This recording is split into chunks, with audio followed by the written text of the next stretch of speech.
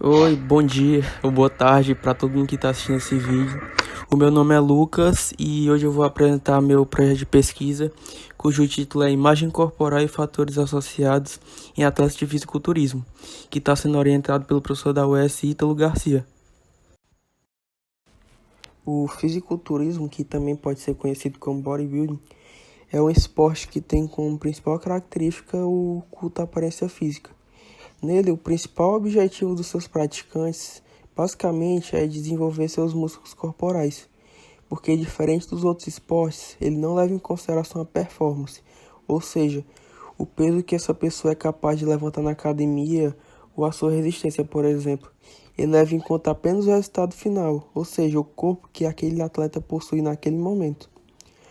Aí nas competições, esses atletas são divididos em categorias, e cada uma delas vai possuir critérios de avaliação específicos. Mas, independente da categoria, durante os campeonatos, esses atletas vão ser avaliados por meio de critérios estéticos que vão levar em consideração principalmente o volume muscular, a proporção, a simetria e a sua definição muscular. Hoje em dia, o número de categorias que essa modalidade possui é muito grande, mas as mais conhecidas e disputadas hoje entre os homens são 4. A primeira delas é a categoria Bodybuilder. A categoria Bodybuilder ela é composta pelos atletas de maior volume muscular, porque durante as competições, esse é o critério que é mais levado em consideração. Outra categoria é o fisiculturismo clássico, também conhecido como Classic Physique. Essa categoria também é composta por atletas de grande volume muscular, mas em menor proporção que a Men's Bodybuilding, porque nela o atleta tem um limite de peso em relação à sua altura. Por exemplo, um atleta de 1,70 só pode pesar até 68 quilos. Já um atleta de 1,80 m, por exemplo, só pode pesar até 96 quilos, e assim por diante.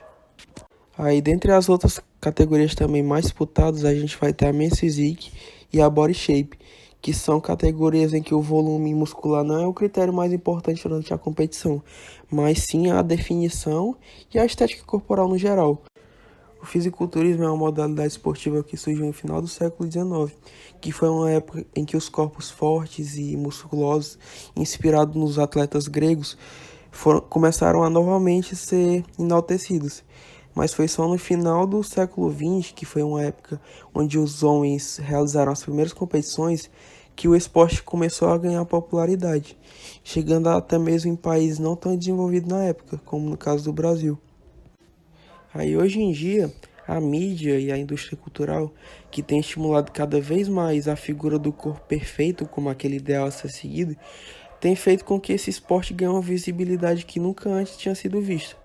Com isso, o número de participantes tem aumentado exponencialmente.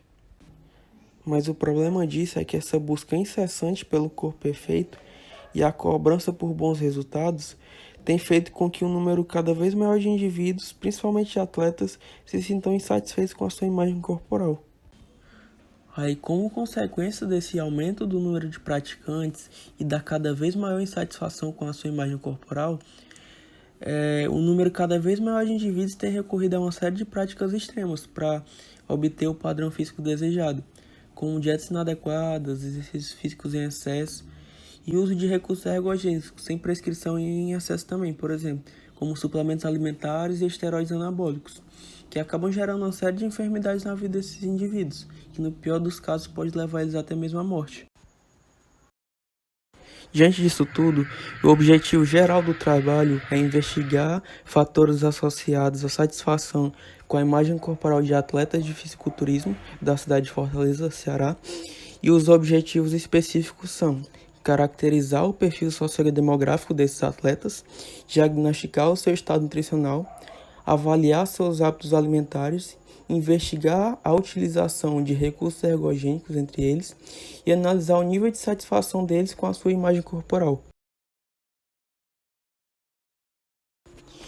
Esse é um estudo transversal com uma abordagem quantitativa que vai ser executado, como eu havia falado antes, em um grupo de atletas de fisiculturismo residentes do município de Fortaleza.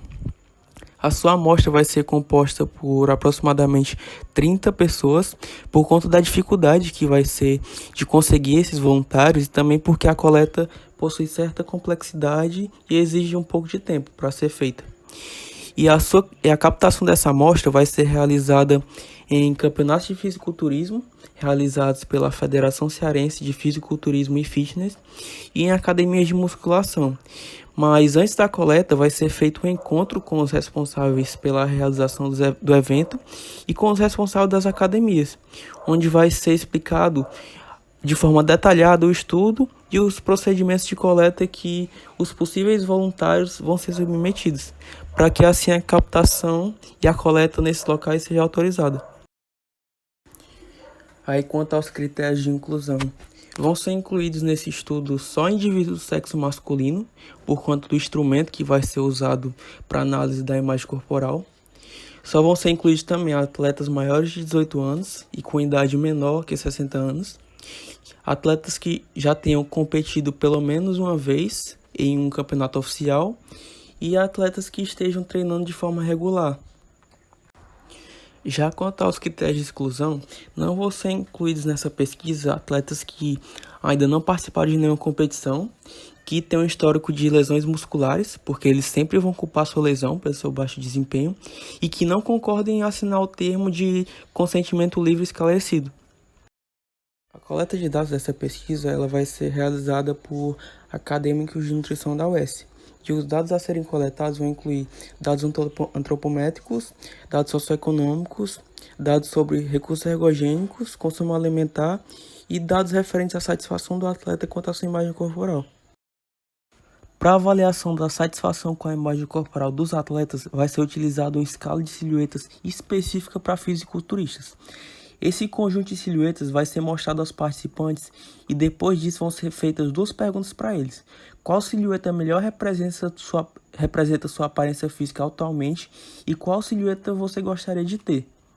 Quando a variação entre a silhueta que ele apresenta naquele momento e a que ele deseja for igual a zero, esses indivíduos vão ser classificados como satisfeitos com a sua imagem corporal. Já quando a diferença for positiva ou negativa, eles serão classificados como insatisfeitos. No caso dos dados antropométricos, para a coleta deles vai ser feita uma avaliação física e nela vai ser colhida a altura, o peso e o percentual de gordura desse atleta. Aí, para avaliar o consumo alimentar desses atletas, vão ser aplicados 2 recordatórios alimentares do tipo habitual. Um deles vai ser utilizado para se conhecer os hábitos alimentares do atleta no período fora de competição, e outro para se conhecer os hábitos dele no período pré-competição, que são muito diferentes. E o que é que vai ser colhido nesses recordatórios?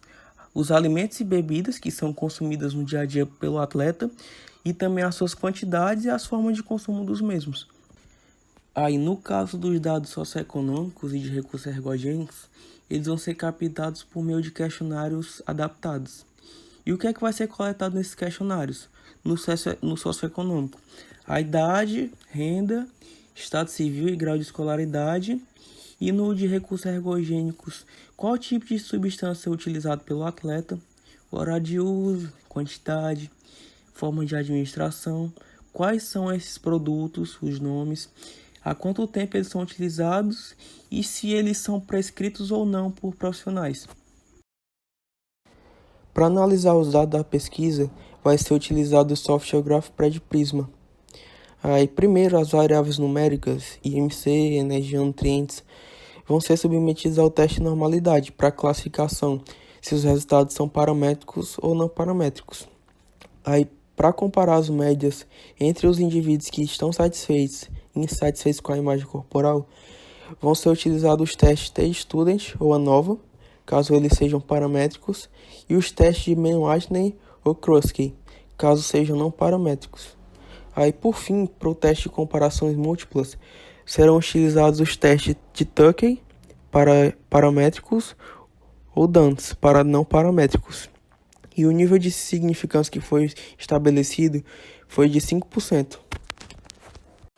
Mas antes da realização de tudo isso, a pesquisa vai ser primeiramente submetida e aprovada pelo Comitê de Ética em Pesquisa com Seres Humanos da Universidade Estadual do Ceará, seguindo a Resolução 466/12. Quanto aos resultados esperados, Com esse estudo, a gente espera que seja possível descrever o consumo alimentar, as condições socioeconômicas e o uso de recursos ergogênicos dos atletas. Além disso, a gente também espera encontrar uma possível associação desses fatores com a imagem corporal dos atletas, de modo que, por exemplo, atletas que apresentem melhores hábitos alimentares, condições socioeconômicas mais favoráveis e que utilizem menos recursos ergogênicos estejam mais satisfeitos com a sua imagem corporal. Também é esperado que os resultados possam esclarecer quais são os principais elementos que influenciam negativamente na imagem corporal desse grupo de indivíduos. E, por fim, pretende-se também, com esse trabalho, elaborar artigos e resumos para apresentação em congressos, principalmente por conta da ainda pequena presença de estudos que abordam essa temática. Quanto ao orçamento do trabalho, como a gente pode ver aqui na tabela, para as despesas de custeio, o valor gasto vai ser de aproximadamente R$ 171,80. Aí já para as despesas de capital, o valor gasto vai ser de provavelmente R$ 3.496. Por conta disso, o valor total do projeto ficou avaliado em R$ 3.657,80. Por fim, aqui a gente tem um cronograma com as datas onde vai ser realizado cada etapa da pesquisa.